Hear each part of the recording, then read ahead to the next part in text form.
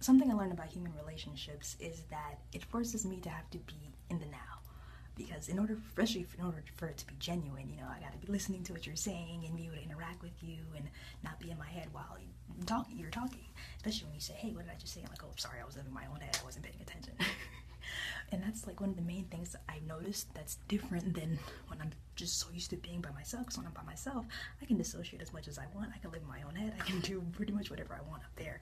But then it's like when you're actually interacting with somebody, it's like, pay attention.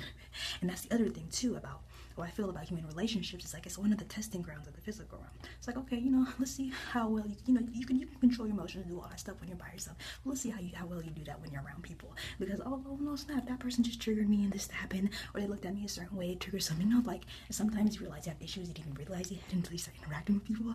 So it's really fascinating. But oh, you should thought that was interesting.